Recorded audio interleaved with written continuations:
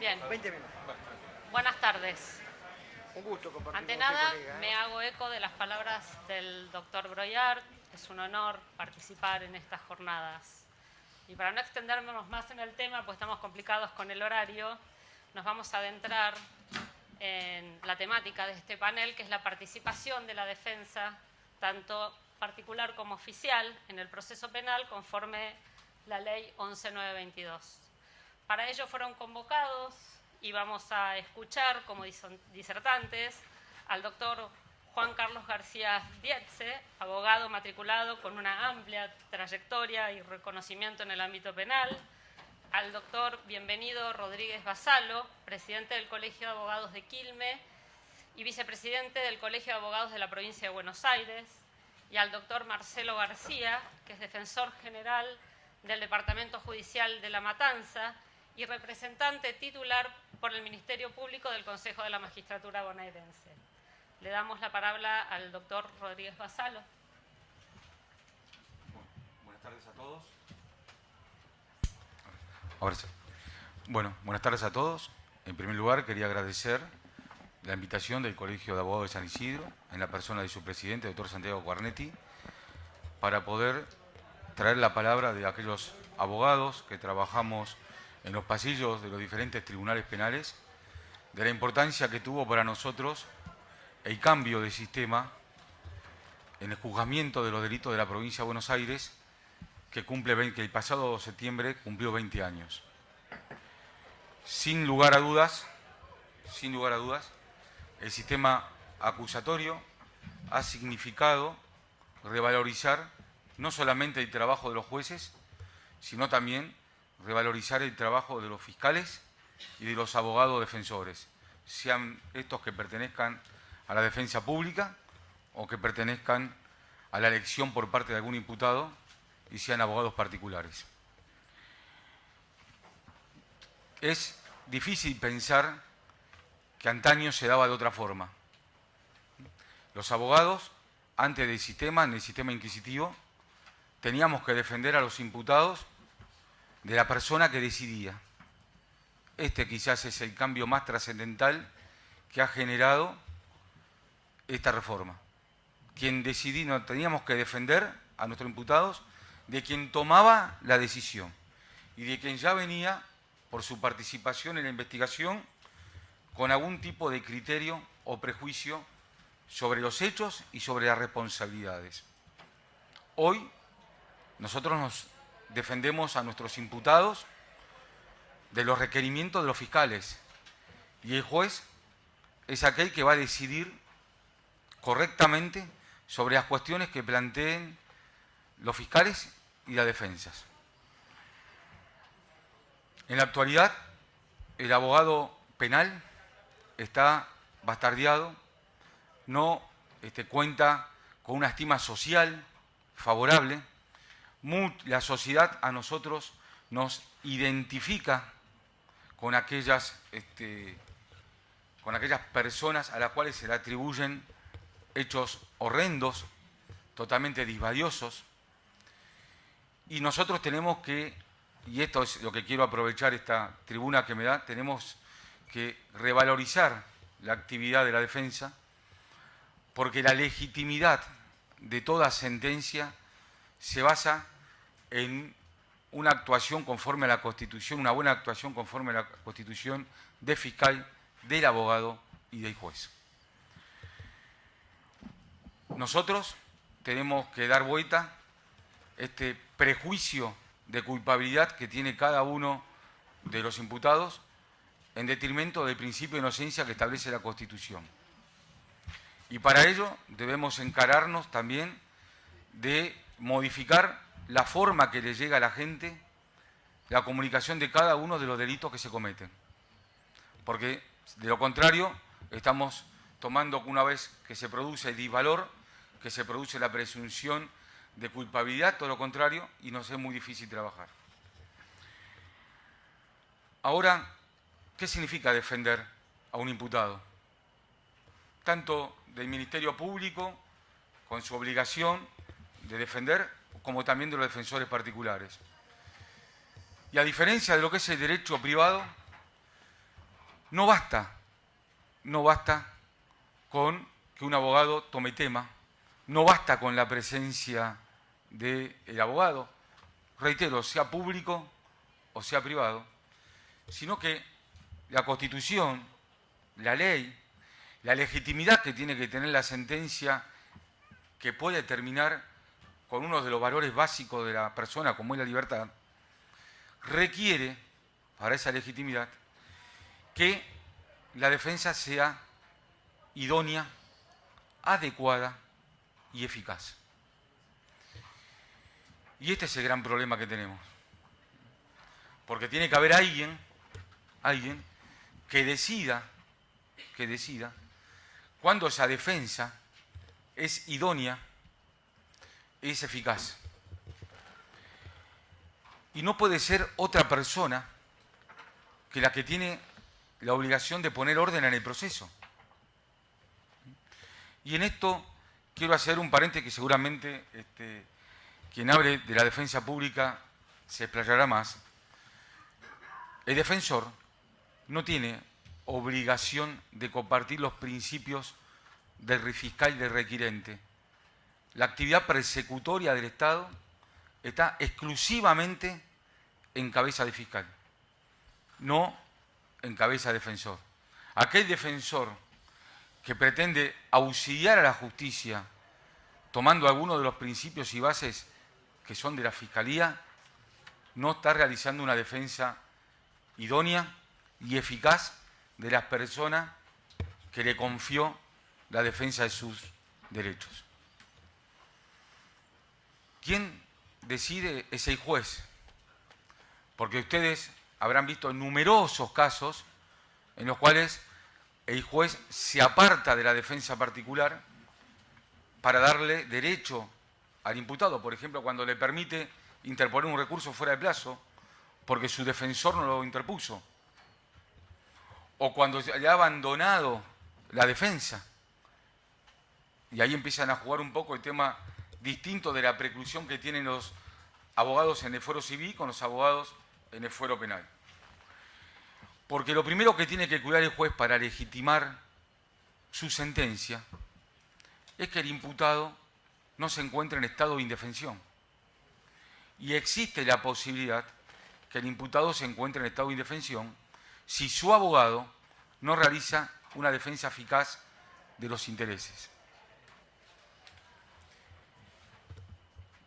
La garantía de la defensa es tan importante que las garantías constitucionales, todas aquellas que están previstas en el artículo 18, se complementan operativamente con la actividad del defensor.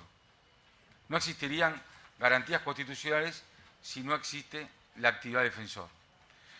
Y este estado de indefensión o de la defensa eficaz es un límite muy difuso que tiene el juez, que tienen los tribunales, de cómo se pueden entrometer, cómo pueden meterse en la estrategia que se fija por parte del defensor. ¿Cuál es el límite para saber si la estrategia es un estado de indefensión o si es una estrategia correcta?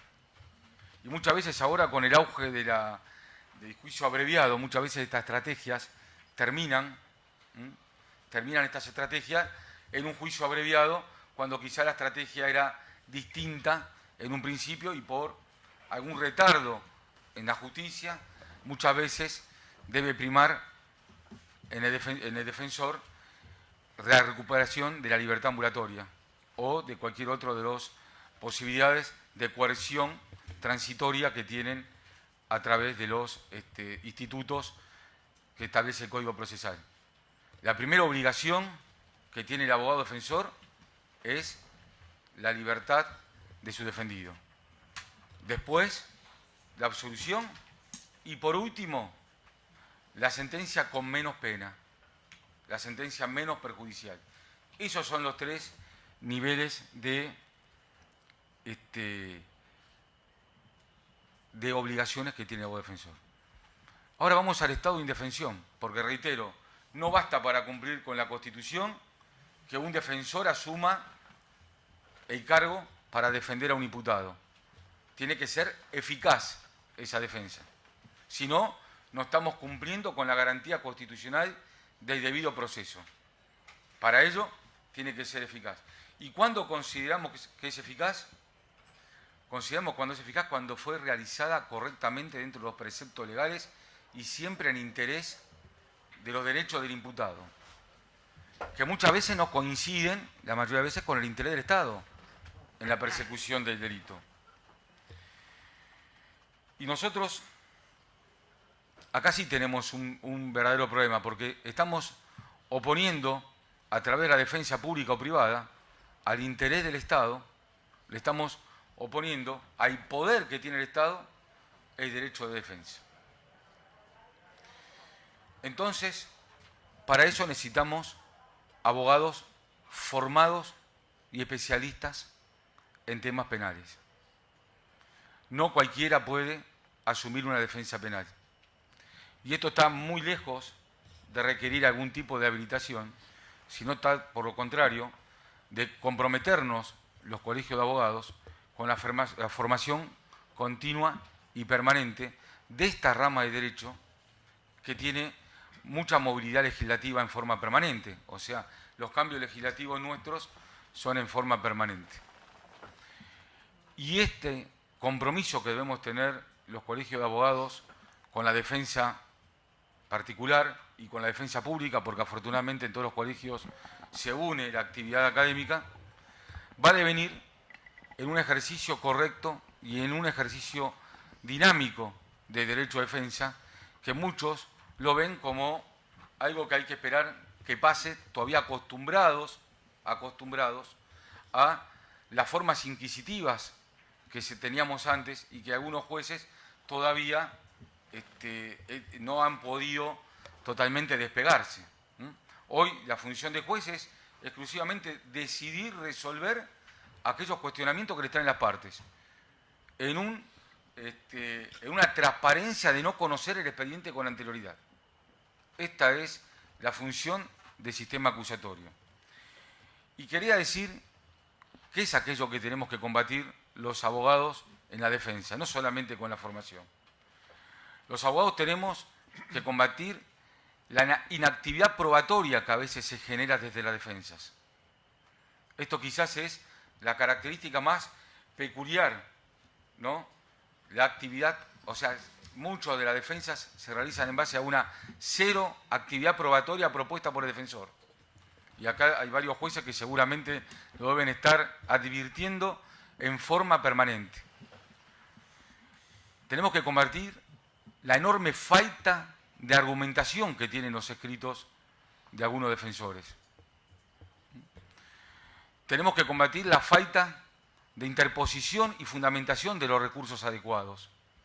Es común que muchas veces los jueces observan y reconocen el derecho del imputado que su abogado defensor no lo ha ejercido. Todo esto nos va a llevar a un ejercicio correcto. Hoy, en los colegios de abogados, nosotros podemos apreciar numerosos casos de abandono de la defensa. Y esos abandonos de la defensa, y vuelvo a reiterar, la diferencia con el proceso civil, no significa otra cosa que deslegitimar la sentencia que va a recaer sobre ese caso. Nosotros necesitamos que el juez cumpla con su obligación, lo estamos requiriendo todos los días, pero con el mismo énfasis necesitamos que el abogado también ejerza una defensa eficaz, idónea. La Convención Interamericana de Derechos Humanos tiene un caso muy conocido que es Ruano Torres, que seguramente ustedes lo deben conocer, en la cual sanciona a un Estado, que es El Salvador, al Estado de El Salvador, está sancionado por no asegurarle a los imputados un correcto ejercicio de su defensa de sus derechos. Y dentro de este correcto ejercicio de derecho de defensa, también tenemos todas las inmunidades que debe tener el abogado en el ejercicio del mismo. Desde la prohibición expresa de la intervención de sus comunicaciones, de la prohibición expresa de la intervención de su estudio jurídico, como también las facilidades que se le deben dar en cuanto al conocimiento expreso y total del expediente, tanto en la forma material como en los tiempos que tenga para poder llegar a determinar la verdadera estrategia con respecto a su cliente. En definitiva, somos nosotros, los abogados, que planteamos nuestro ejercicio en el ámbito de derecho penal, un elemento necesario e indispensable para la legitimidad de las sentencias, pero sobre todas las cosas, para resguardar la paz social respecto de uno de los valores más importantes que tiene el ser humano, como es la libertad. Muchas gracias por escucharme. No sé si...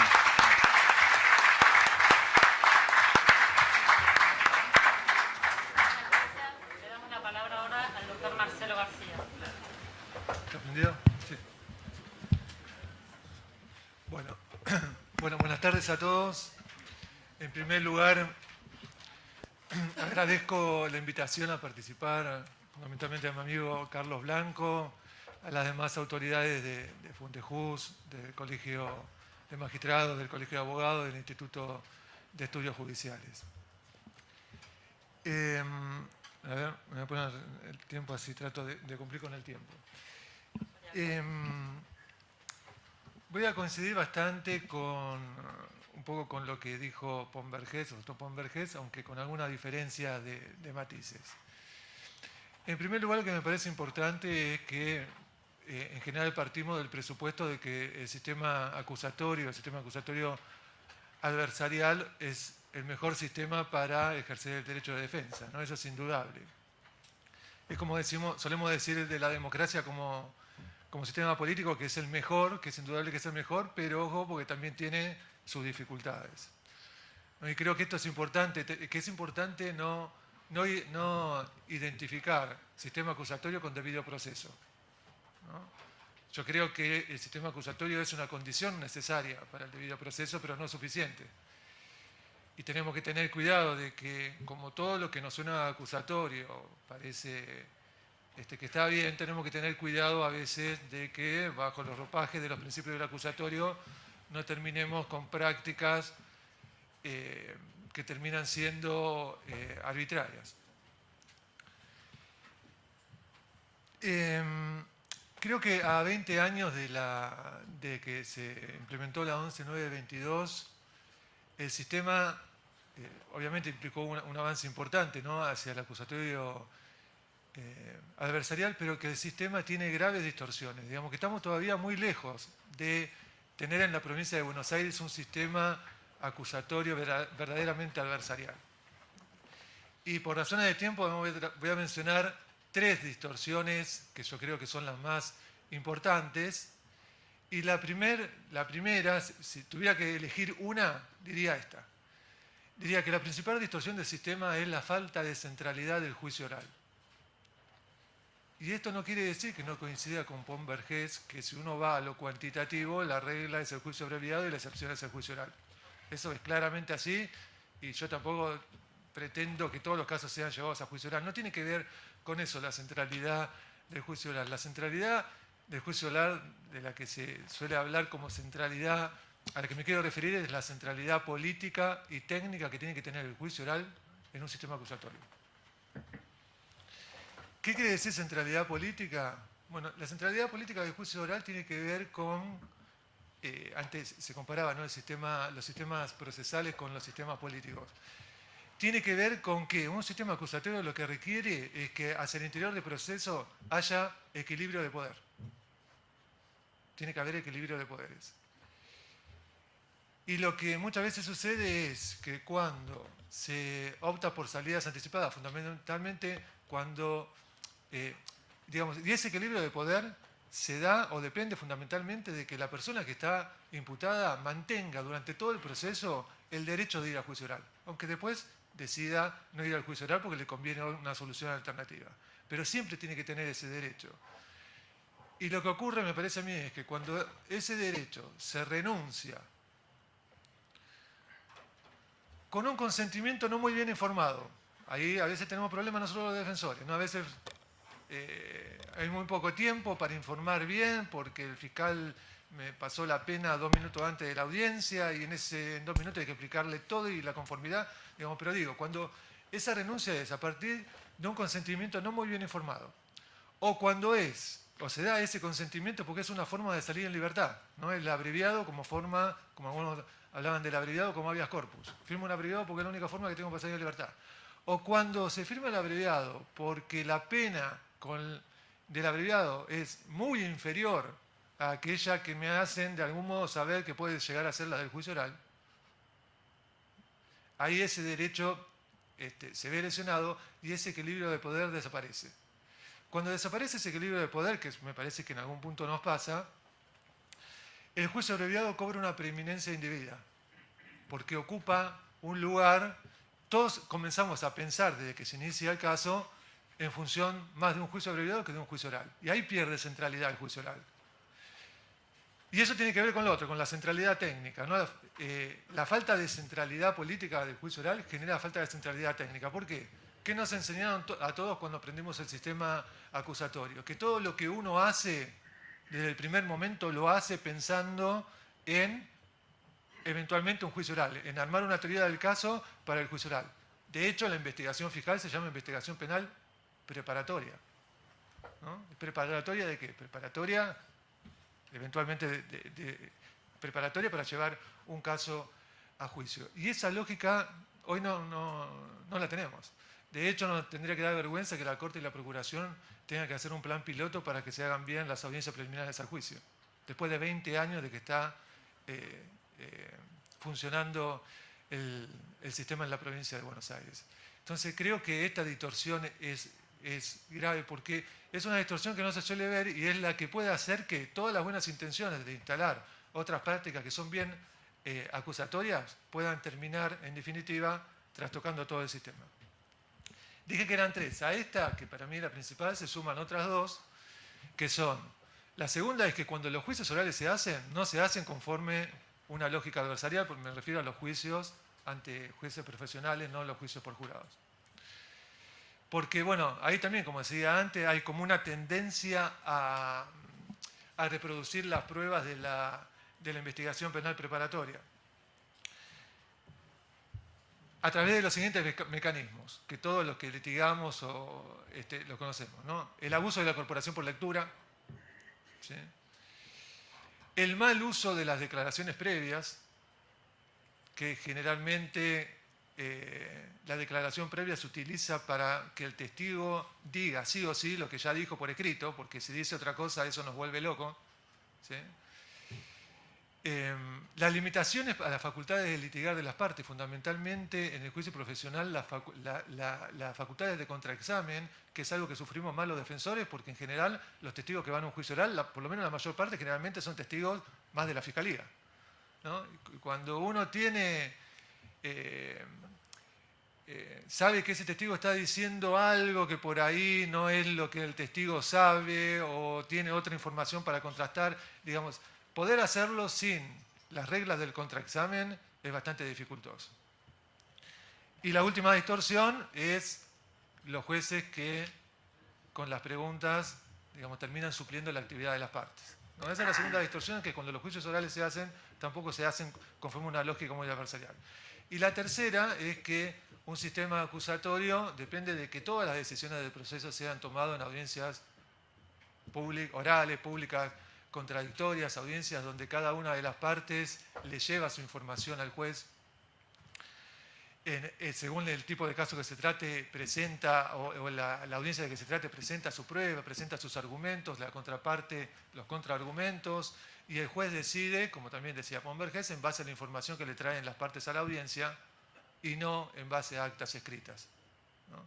Todas estas 3 distorsiones, en definitiva, lo que terminan generando es que la investigación penal preparatoria no sea una investigación penal preparatoria, sea una investigación para producir pruebas en base a la cual se van a terminar dictando sentencias, se van a terminar tomando decisiones durante la etapa del EPP por escrito, o que si no se van a intentar reproducir en el juicio oral, ¿no? Entonces estamos, me parece, bastante todavía lejos de un sistema acusatorio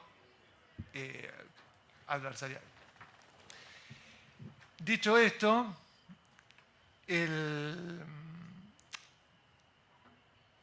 La pregunta sería, bueno, que es un poco también, por eso digo, como que la exposición mía como que va más o menos por el mismo eje de Pomberg-Hess, aunque con alguna diferencia, ¿no? Es decir, ¿cuál es el futuro? El otro día que tuvimos una jornada también por los 20 años del Código en La Plata, yo me quedé medio perplejo porque escuché a Cristian Riego, que era miembro del CEJA de Chile, que fue alguien que uno siempre lo escuchó como un impulsor de la reforma del sistema adversarial, y dijo que en Chile el impulso de la reforma conforme a los valores del acusatorio estaba terminado, ¿no? Fue como muy contundente. Estaba Humberto también ahí, por eso lo miro, dijo, como diciendo, se acabó, en Chile se acabó ya el impulso de la reforma en base a los valores del acusatorio. Yo no creo que acá sea así, porque acá tenemos algunos hechos o algunas cuestiones como para ser mucho más optimistas, ¿no? En primer lugar, bueno, el hecho, lo más significativo en ese sentido, para ser optimista, es la instauración del juicio por jurado, que como se dijo recién, bueno, es un juicio adversarial por antonomasia, digamos, ¿no? Es un juicio plenamente adversarial. Estos esfuerzos que se están haciendo por mejorar las audiencias preliminares también son auspiciosas, y también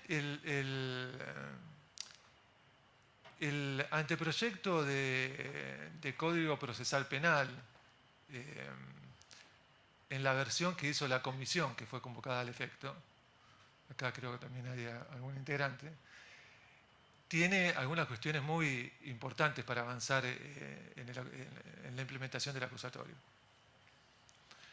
Fundamentalmente, voy a señalar dos. Una es que traslada todas las reglas del litigio, del juicio por jurado, las reglas plenamente adversariales, al juicio común, ¿no? Las reglas del examen, del contraexamen, digamos, todo lo que hoy estudiamos para el juicio por jurado se traslada al juicio común, y esto es una mejora importantísima. Y la otra que tiene que ver justamente con lo que yo señalaba es que instaura un sistema de audiencias orales durante la IPP, ¿no? Un sistema verdaderamente de audiencias orales para resolver todas las cuestiones de la investigación penal preparatoria. Eso me parece muy, muy importante. Pero por el otro lado tenemos también algunas cosas como para no ser tan optimistas. Una es, bueno, las reformas que el Poder Ejecutivo le hizo a este anteproyecto que hizo la Comisión, que creo que son básicamente regresivas en cuanto a la instauración de un sistema acusatorio. Y también menciono dos. Una es la cuestión de las medidas de coerción, ¿no? Donde se establece el peligro de reiteración delictiva como un argumento para las medidas de coerción, y donde se establece una suerte de prisión preventiva, prisión preventiva obligatoria para determinados delitos. Un sistema acusatorio con exceso de prisión preventiva tampoco funciona, porque es un instrumento que después termina generando que no haya ese equilibrio de poder. Y la otra gran distorsión que tiene ese proyecto es en el juicio por jurado, donde prácticamente tiene cosas, digamos, el juicio por jurado pasaría a ser la excepción y no la regla, y después tiene cosas que no quiero calificarlo porque no sé, pero por ejemplo que los jurados pueden hacer preguntas, ¿no? Que me parece que son claramente contrarias a toda lógica acusatoria. Entonces digo, tenemos como cuestiones para ser optimistas, pero ojo que también tenemos cosas para dudar de que podamos seguir avanzando. Pero esto tiene que ver más que nada, lo que acabo de decir recién, con la cuestión normativa. Y también sabemos que la cuestión normativa es importante, pero no es definitoria en la posibilidad de instaurar un sistema plenamente adversarial, porque eso va a depender fundamentalmente de cambiar las estructuras, de cambiar la organización judicial, porque hasta que no suceda eso, difícilmente, hasta que se puedan cambiar las prácticas, ¿no? Las prácticas y la organización como que van de la mano, ¿no? Para forzar el cambio de práctica, por ahí voy a tener que cambiar primero las organizaciones. no esperar a que las prácticas cambien para después adecuar las organizaciones. Y acá tenemos que hay que cambiar el escenario de trabajo de los jueces. Los jueces, el lugar de trabajo de los jueces tiene que ser la sala de audiencia, no su despacho, en un juzgado donde tiene un grupo de personas que están todo el día tipeando actas o preparando resoluciones por escrito, porque eso no tiene nada que ver con el sistema que se quiere instaurar. En lo que hace el Ministerio Público, cuando se cumplieron 10 años del Código, me acuerdo a mí me tocó exponer también en una jornada que se hizo en La Plata, y ahí hablamos mucho de las cuestiones de los cambios de organización, ¿no? De todo lo que intentamos hacer para adecuar las estructuras del Ministerio Público al sistema adversarial. Fundamentalmente, esto de armar más las estructuras de las defensorías, algo más similar a un estudio jurídico que a una organización tipo juzgado que no tiene nada que ver con la tarea de la defensa, ¿no? Separando las funciones de defender de todo lo administrativo, que se encarga una planta de empleados coordinado por un secretario. La idea de mantener siempre la unidad de la defensa, digamos, de generar toda una organización para que el defensor sea uno solo durante todo el proceso y de dotarlo de sistemas de apoyo como para que ese defensor pueda armar una buena estrategia, una buena teoría del caso. Dotarlo de cuerpos de apoyo como por ejemplo un cuerpo de peritos, ¿no? Que fundamentalmente esa idea está pensada no como para tener peritos de parte para que vayan a presenciar pruebas que hace el fiscal y demás. Eso sí, también es parte de la tarea, pero tener un cuerpo de peritos propio lo que le permite a la defensa es investigar, ¿no? Uno tiene que primero investigar el dato y para eso tiene el perito. Y una vez que sabe que está el dato que es favorable, después ve con el perito cómo lo presenta. Esto fue un camino bastante importante porque siempre al principio, cuando nosotros empezamos a tener perito de la defensa, los jueces desconfiaban. Me llamaban y decían, pero Marcelo, ¿para qué querés perito de la defensa? ¿Qué son peritos que no van a venir a mentir o no van a decir lo que quiere el defensor? Digo, no, si nosotros te llevamos un perito, por ejemplo, a un juicio, es porque estamos seguros que el perito, conforme a su ciencia, relevó un dato que es importantísimo para nosotros, para la defensa. Si el dato no lo es, no te lo vamos a llevar. Y coincido acá con lo que decía, estoy en 5, ¿no? Con lo que decía recién el doctor, digamos, de la necesidad de fortalecer la investigación. Que dijo también algo Pon Vergés respecto de los fiscales de la Policía Judicial. Nosotros también en algún momento, hace más de 10 años, en la Defensoría buscamos un investigador de la defensa. Habíamos convencido a la procuradora entonces de que nos dé un cargo, que era un cargo de letrado, ¿no? Pero decían para buscar a alguien que sea un detective de la defensa. La verdad que no encontramos, no dimos con el perfil, y hoy creo que no dimos con el perfil porque también nosotros buscábamos mal. Porque en ese momento uno está acostumbrado a pensar en la investigación y a pensar en el detective de las películas, ¿no es cierto? Entonces, teníamos dos tipos de postulantes. Teníamos empleados judiciales, que yo pensaba, sale 2 días a la calle y el tercer día se me va a querer quedar atrás del escritorio. O si no, lo que teníamos eran ex policías, que muchas veces, bueno, las investigaciones van por otro lado de la investigación que está haciendo la policía, entonces tampoco nos terminaba de cerrar. Hoy, si yo tengo que tomar un investigador, si podemos tener la posibilidad de vuelta, creo que el investigador de la defensa debe ser, en vez de buscar eso, hoy buscaría un trabajador social, ¿no? Ese perfil del investigador de la defensa, alguien que puede llegar a la gente desde otro lugar, no desde el lugar del investigador tipo policial, sino es alguien que necesitamos que tenga información de lo que sucede en lugares donde nosotros no vamos, que se gane la confianza de la gente y que pueda investigar desde ese lado, no desde un lugar de la autoridad. La defensa no ejerce ese rol. Así que es importante esto, digamos, de contar con posibilidades de investigar autónomamente y como para terminar de conformar una organización que sea acorde a un sistema adversarial. Pero estas organizaciones que en varios departamentos judiciales intentaron armar, también terminaron siendo no muy funcionales, porque la realidad es que si el sistema no termina de ir hacia un sistema acusatorio, tampoco terminan de servir, ¿no? Así que, bueno, ya estoy más o menos con el tiempo, así que me sumo a la idea de encontrarnos dentro de 10 años y espero que para ese momento todas estas dificultades las hayamos superado y estemos trabajando en un sistema verdaderamente adversarial y estemos discutiendo, por ahí lo que yo decía al comienzo, ¿no? ¿Qué ventajas y qué debilidades podemos encontrar también a ese sistema, que seguramente también la hay. Pero primero tenemos que llegar hasta así. Así que, bueno, muchas gracias.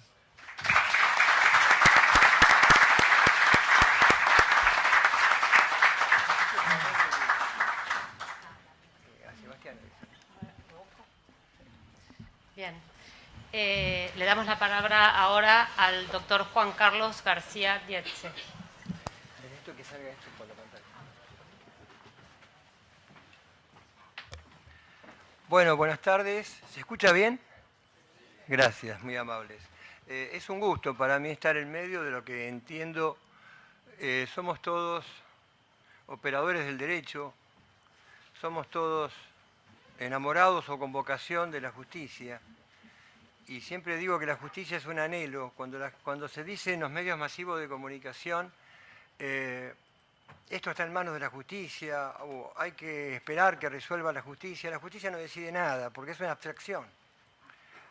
Lo que decide es el servicio de justicia, y concretamente los que operan el derecho, y los que han sido elegidos por sus méritos, por sus capacidades, por concurso, para ejercer nada más y nada menos que una de las tareas más difíciles que se puede tener en la vida, que es juzgar a otros seres humanos.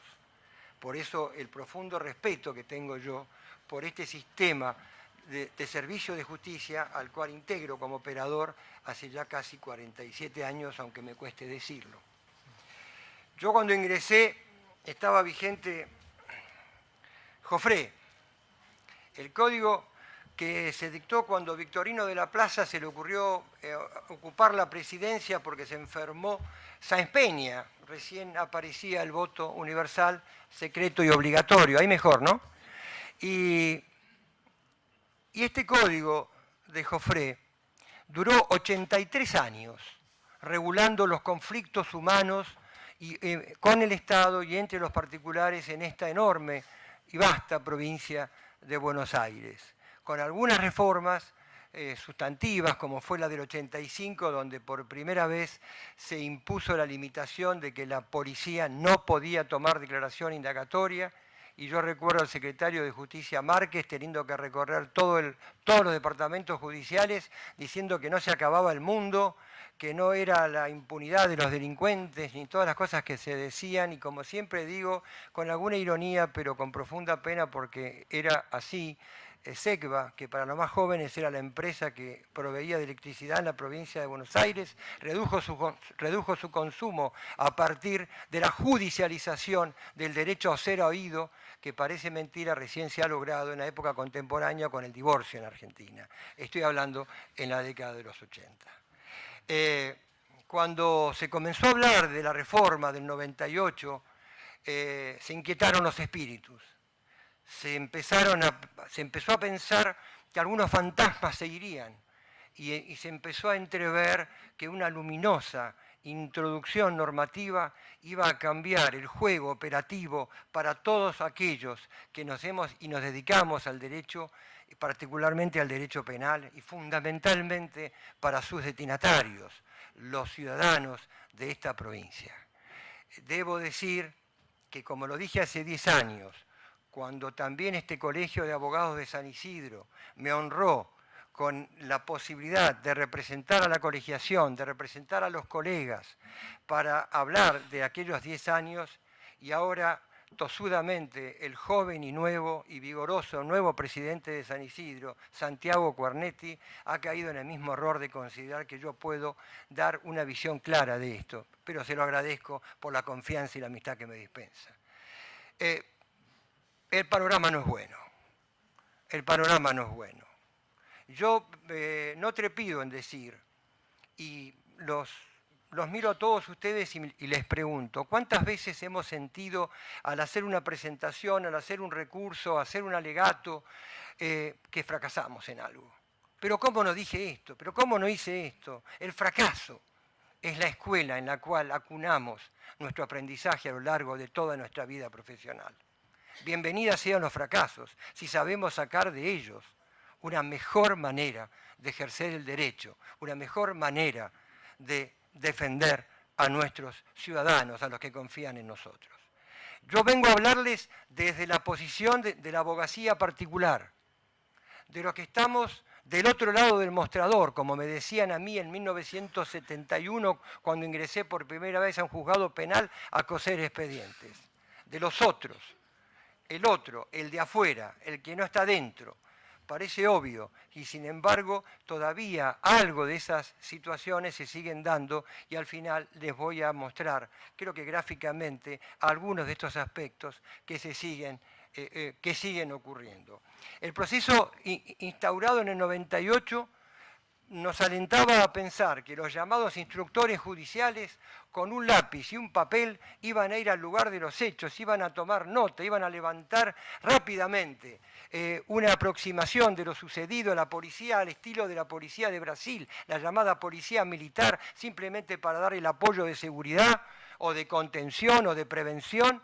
Y el instructor judicial volvía a la fiscalía, le contaba al fiscal lo que había visto, y ahí rápidamente se decidía si había elementos o no para avanzar. Y si había elementos para avanzar, se traía 1 o 2 testigos más, pero el instructor decía, mire que había 20 en la cuadra. Oiga, eso es para el juicio. Ahora esto es preparatorio del juicio. Y entonces rápidamente era el modelo que creímos. El doctor Gurruchaga, juez federal en el año 92, ahora juez de la Cámara Federal de San Martín, si no me equivoco, yo me acuerdo haberle ofrecido con el código del EBN, que es un código mixto, en fin, que no es un sistema acusatorio, haberle ofrecido testigos en la etapa de la defensa, recién iniciada la causa, y me contestó, no al lugar, sin perjuicio de hacerles saber al letrado presentante que próximamente los podrá ofrecer en el juicio oral. El doctor Gurruchaga, con la candidez que yo tenía la propia, y creía que el sistema se iba a montar de esa manera. En realidad tenemos procesos procesos escritos que duran años, en muchos casos, y duran años y años. Yo tengo previsto un juicio oral y público en la capital federal en noviembre por hechos acaecidos en el año 2003. Y tengo un juicio en Bahía Blanca por hechos del año 99. Es decir, algo está disfuncionando. Y en esto voy a ser muy claro, y como vengo a hablar en representación de mis colegas particulares, los que a mí me gusta decir ejercemos la profesión de manera artesanal, como es el derecho penal. No podemos delegar como en otros fueros, eso no está mal, pero no podemos, el cliente nos quiere a nosotros en el juicio, quiere nuestra cara, nuestra voz, nuestra palmada o nuestro enojo, nos quiere a nosotros, a cada uno de nosotros y nosotras. Y ejercemos esta profesión artesanal como lobos esteparios, solos, porque por lo general la abogacía penal es una abogacía cerrada, donde se establece un vínculo con el cliente y donde es muy difícil compartirla, es muy particular, es muy confesional, más que en otros campos de especialidad. Y saben que jugamos siempre de visitantes, nos toca jugar siempre de visitantes, tenemos que hacer toc-toc. Y ahora de eso lo voy a hablar al final, para explicarles algo que no es secundario a la hora de valorar y pensar cómo se ejerce la profesión. El código del 98, la 11922, ya ese mismo año le adosaron la 12059. Y a lo largo de todos estos años se hicieron 36 reformas. 36 reformas con el mejor ánimo seguramente. Pero ¿saben qué? Frankenstein. Porque un código que mantiene los principios programáticos que están establecidos en los artículos 1, 3 y 144, vinculado con la regla de la libertad durante todo el proceso, se mantienen como un adorno superfluo, barroco, que alumbra con tenue luz un código que es otro, que cambió, que no es el mismo. Se impone retomar la senda, se impone homogeneizar una legislación que abrace estos principios o que los denuncie. Lo que no se puede es, como el Tero, decir una cosa por el otro, pero el código transita por el otro lado. Yo creo que esta es una de las primeras críticas y centrales críticas que tenemos que hacernos, y me incluyo, por supuesto. Yo no creo en la dicotomía. Yo acá veo caras muy amigas, muy queridas, de personas del derecho con los cuales hemos debatido, nos han resuelto en contra, a favor, no importa, pero sé que estamos todos imbuidos, y lo voy a decir al final, con alguna claridad espero, de imagen, imbuidos con el mismo espíritu de tratar que nuestras vidas se justifiquen y tengan sentido, porque esto de el día que decidimos ser abogados, nos honramos por serlo, y que cualquiera de nuestros hijos, como lo hemos escuchado tantas veces, cuando uno le dice, che viejo, te voy a seguir, voy a hacer boga, uno sienta un orgullo profundo, porque sin pasión el derecho no es derecho, y sin derecho no hay justicia. En este marco de tantas reformas, de tantas tergiversaciones, es muy difícil establecer que funcionó el sistema. El proceso oral, yo he sido conjuez de la Justicia Federal, he estado en más de 200 juicios, y cuando me invitaban los colegas muy afectuosamente a participar, yo tenía la sensación de que ese desayuno previo con el señor fiscal, ya el juicio se había hecho, y que yo venía a poner la firma que faltaba para homologarlo. Y son queridos amigos, yo no lo digo en un sentido crítico, peyorativo, para nada, pero funciona así. Y en esto me detengo un segundo. Es fundamental que toda reforma futura, hablando de jueces del derecho, de jueces y juezas del derecho, imponga en nuestro sistema el denominado en otras legislaciones colegio de jueces o magistrados. Que se conforme cada tribunal para cada caso, y que los jueces se levantan a la mañana, van a un juicio, y que ni saben, como ocurre en Estados Unidos, ni saben qué otro juez le va a tocar al lado. ¿Por qué? Y tal vez no sabe cuál es su criterio, y eso dinamiza el derecho. Oiga, usted piensa distinto. En cambio, los tribunales conformados de manera cerrada, estricta, todos nos conocemos, todos se conocen, cada uno sabe su posición, muchas veces tienen fiscal fijo, defensor fijo, y todo queda en una rémora donde se repiten posiciones y no se hace creativo. Y yo creo, y lo digo con el mejor espíritu y con el mejor ánimo, esta dinámica le daría esa espontaneidad que vitaliza y que hace que el ejercicio de la judicatura por ahí sea más llevadero, más interesante por las variantes que esto puede generar. La visión de la prisión preventiva en este cúmulo de reformas que contradicen la regla general del 144 son notorias. Desde los tiempos de Ruckauff, los tiempos de Bloomberg, se ha ido generando la idea de que el encarcelamiento preventivo, del que alertaba Zaffaroni hace tanto tiempo, en su libro, para mí de cabecera, en busca de las penas perdidas, se ha ido y se ha seguido dando. La situación de libertad, el principio de los principios, como dicen algunos autores alemanes, el principio de estado de inocencia, o creemos en él o no creemos, lo aplicamos o no lo aplicamos, es una opción sociocultural, política, hasta económica, de una sociedad que tiene que decir, ¿qué hacemos? Y solamente, como en el fallo Todres del año 72 de la capital federal, en plena dictadura militar, estaba la NUCE, una cámara del crimen de la capital se le ocurrió decir, la libertad es la regla, el encarcelamiento preventivo es la excepción. Y estoy hablando hace ya tantos años. Creo que el incremento cuantitativo que tiene hoy la provincia de Buenos Aires en cuanto a personas encarceladas, en condiciones que todos sabemos, por más esfuerzos que se hagan y se aumenten, los establecimientos carcelarios no alcanzan, no son humanamente aceptables, y fundamentalmente por no filtrarse muchas veces la introducción en el ambiente carcelario a primarios, aquellos que nunca han estado antes en el delito, en mi opinión, puede generar a futuro de manera geométrica un incremento de la denominada inseguridad pública, porque lamentablemente las cárceles, lejos del paradigma constitucional, son fuente, cuna de nuevos y futuros delincuentes, y con mayor gravedad.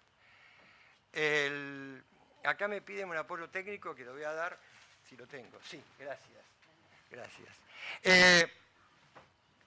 Pensé que me estaban diciendo que ya me quedaban 5 y me estaba preocupando porque me parecía que tanto no había hablado. Bueno, no me lo diga así. Quiero remarcar dos cosas rápidamente del código. Es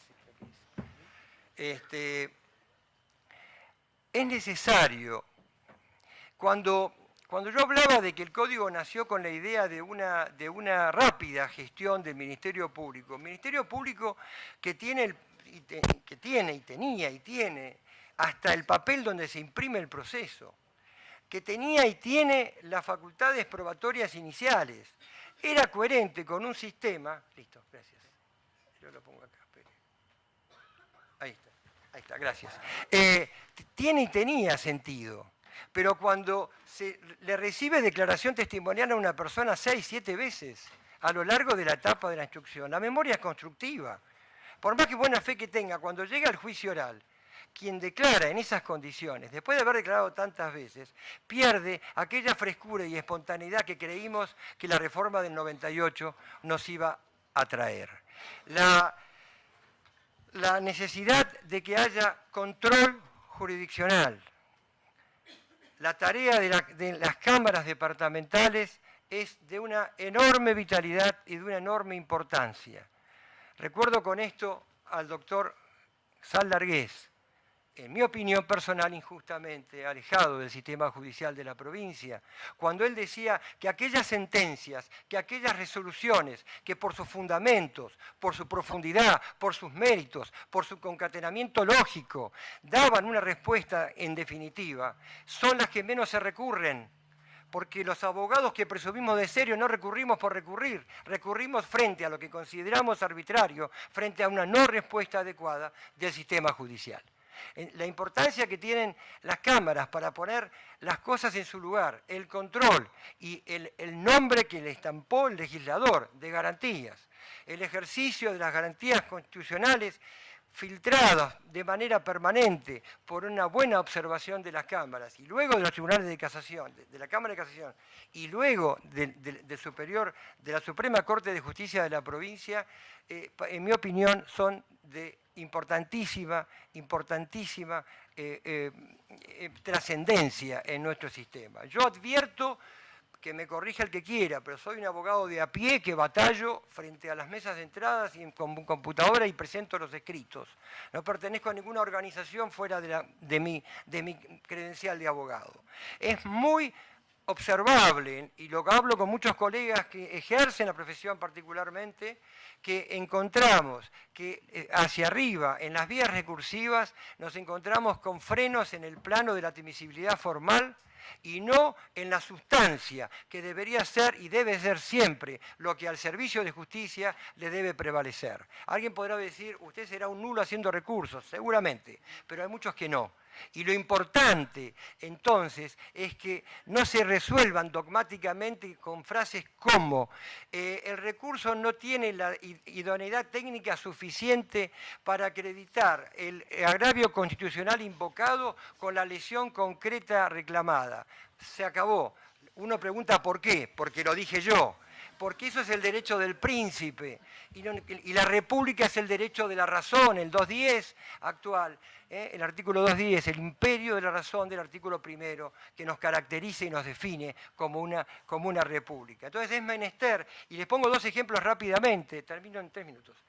Les pongo dos ejemplos rápidamente. Uno es, por ejemplo, el artículo 341 del Código, que establece una posibilidad de sobreseimiento en un momento intermedio, en la etapa intermedia, donde se discurren en muchas cámaras y muchos juzgados de la provincia si hace falta nueva prueba en todos los casos o no hace falta nueva prueba si se dan las situaciones que allí se prevén.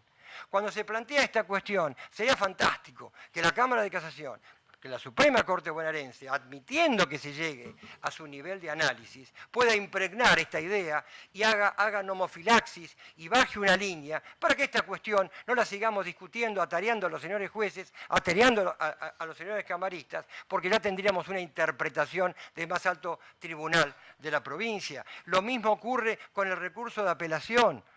que nos preocupa severamente a los abogados que ejercemos la defensa privada, porque en el recurso de apelación se ha establecido un mecanismo en nuestro sistema procesal vigente con estas reformas, donde inaudita parte se celebra una audiencia en la cual no se convoca al otro, o sea, al no apelante, se le hace saber que hay un proceso de apelación, pero no se lo invita a ninguna audiencia, y después se dicta una sentencia que puede ser revocatoria de la de grado. Y tenemos una sentencia dictada en causa correccional, dictada por una sala de una Cámara que no ha tenido contradictorio, que no ha tenido ejercicio de la defensa en juicio. Este es un tema, en mi opinión, grave. Y si ustedes buscan, no van a encontrar, el que lo encuentre me avisa, por favor, yo no lo encontré, ninguna definición al respecto por parte de los tribunales superiores de la provincia. Y es de una enorme trascendencia frente al derecho constitucional y frente al derecho convencional. Para ir terminando, aunque no me crean acá, pero la preocupación que tenemos es positiva, es para el bien, es para el cambio, no es para ponernos en contra, no hay lados del mostrador, hay lados de la inteligencia, hay lados de la honradez intelectual, hay lados donde se ven los rasgos humanos positivos que todos queremos y tenemos que llevar adelante.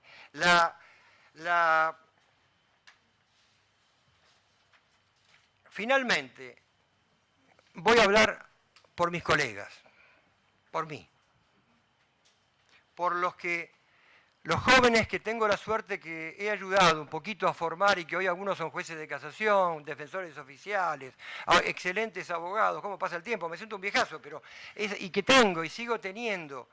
Y donde uno les alienta, esto me lo enseñó Alberto Bovino, a ser abogados pendencieros, pero no peleadores, sino a pelear con fe, con decisión, con respeto y fundamentalmente aprendiendo y con conocimiento en la defensa de aquellos que nos piden que los asistamos frente al Estado, frente a una persecución estatal.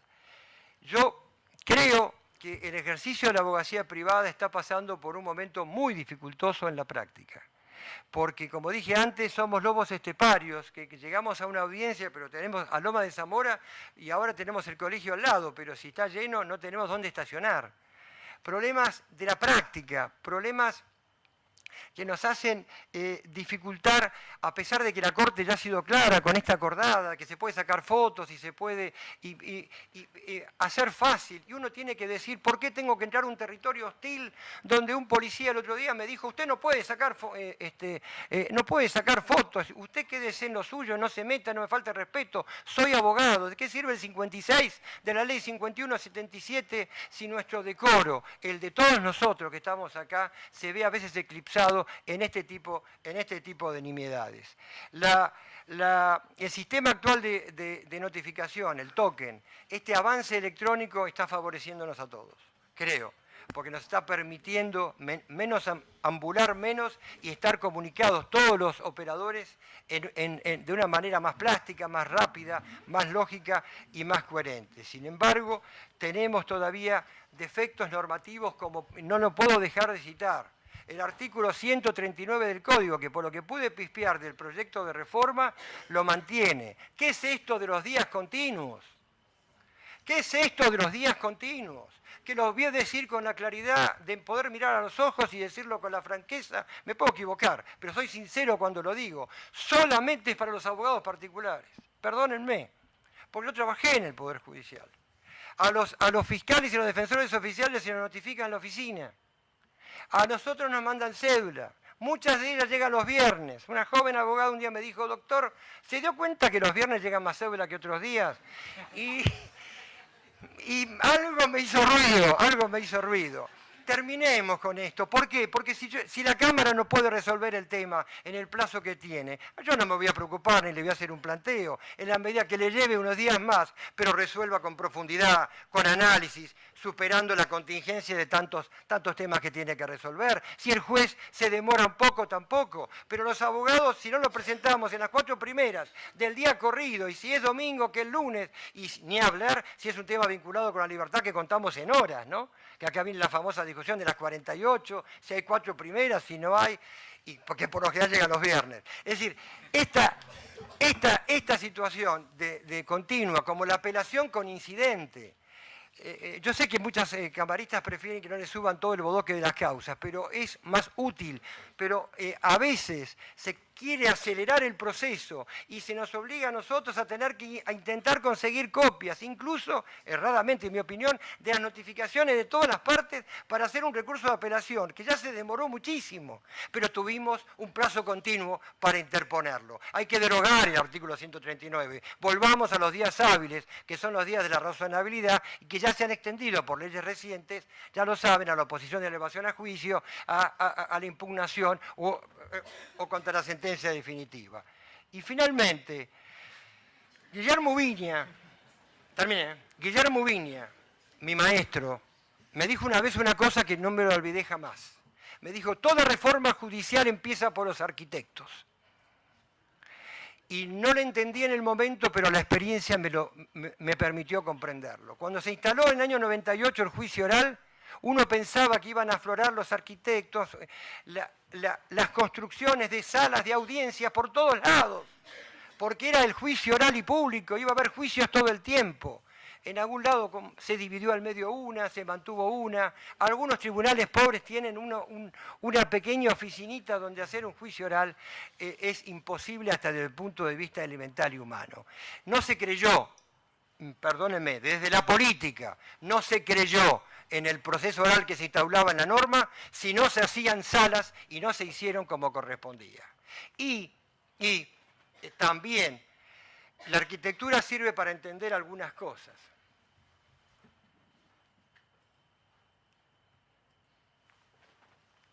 Bueno, si logro entender esto, ¿no?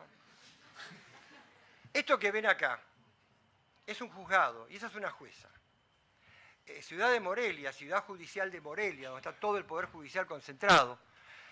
Ese es el despacho de ella, una jueza de familia, y lo que se ve atrás es el juzgado. Y lo que ven allá al fondo, esa puerta a la derecha, al fondo, es la mesa de entradas, de lo cual se ve esto. Este es el juzgado visto, el despacho de la jueza visto desde el juzgado, que es absolutamente de vidrio. Todo de vidrio. Desde la mesa de entrada está sacada esta foto y en esta, el que ven sentado ahí atrás, allá, es el juez Rodríguez, juez de familia número 1 de Morelia, que tiene su despacho y que como él dijo, le digo, doctor, mire, oiga, pero usted lo ven todos acá. Sí, pero yo también veo todo lo que pasa. Esta idea de un servicio de justicia donde se pueda ver lo que pasa y el ciudadano pueda saber y pueda ser recibido por los jueces y que no haya una oposición y un desgaste, es algo positivo. Alguien dirá, ¿y acá cómo estamos? Así.